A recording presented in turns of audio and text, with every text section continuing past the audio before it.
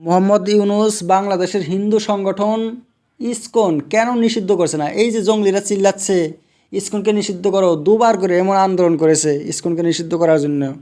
জবাই করবে বলছে হিন্দুদেরকে, একটা একটা করে হিন্দুদেরকে জবাই করে বাংলাদেশ পবিত্র করবে, এমন কথা বলছে যে জঙ্গলিরা।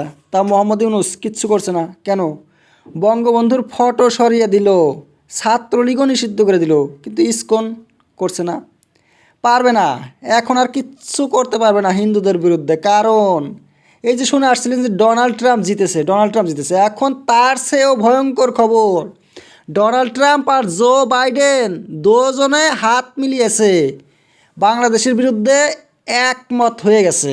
এখন জো বাইডেন প্রাক্তন রাষ্ট্রপতি, উনিও শেখ হাসিনার পক্ষে।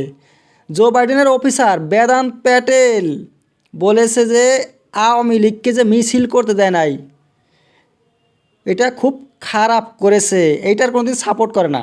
আর এই যে সাংবাদিকদের উপর যে অত্যাচার করেছে, খবর পাবলিশ করতে দেয় নাই, হত্যা করেছে, এইটারও বিরোধিতা করে সেই জো বাইডেনের সরকার। বাংলাদেশের পুলিশ অবশ্য বলেছে যে ইসকন হিন্দু সংগঠন একটা সন্ত্রাসবাদী সংগঠন। কারণ ওনারা জয় শ্রীরাম বলে, এটা তো দেশবিরোধী কথা।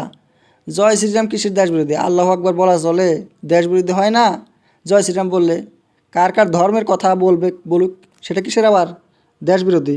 বাংলাদেশে যখন ফ্লাড হয়েছিল, পানিতে ভেসে গিয়েছিল, তখন ইসকন সবাইকে খাবার দিয়েছে। ইসকনের দেওয়া খাবার খাওয়া যাবে, কিন্তু তার আবার সন্ত্রাসবাদী সংগঠন।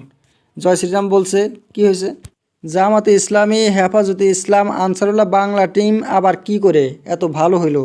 তারা জঙ্গলিবাদী নয়, দেশবিরোধী নয়?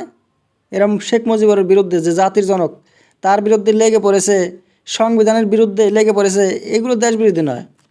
আর এগুলো তো কোরআনেরও বিরুদ্ধে। কোরআনে দেশের সরকারকেও মেনে চলতে বলছে, সরকারের বিরুদ্ধে কোনো আন্দোলন করা যাবে না। মা বাপকে মানতে হবে কোরআনের নির্দেশ, তেমনি সরকারকেও মানতে হবে। কিন্তু জঙ্গলিরা দেখেন কোরআনের বিরুদ্ধে সব কাজ করছে ধর্মের নামে। ডোনাল্ড ট্রাম্প তো জিতার আগেই বাংলাদেশের হিন্দুদেরকে নিয়ে মন্তব্য করেছিল, যা সারা বিশ্বকে নাড়া দিয়ে ফেলেছে।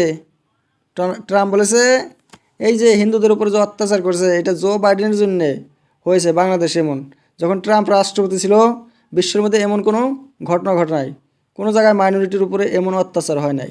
কিন্তু সেই জো বাইডেনও এখন ট্রাম্পের সঙ্গে এসে গেল। কাজেই বাংলাদেশের যে ইউনূসের সেই জঙ্গলিবাদী আর চলবে না, হিন্দুদেরকেও মারা যাবে না। আমেরিকার পাওয়ার আছে, পাওয়ার খাটাবে না, একদম কোথায় ফেলে দেবে ইউনূসকে।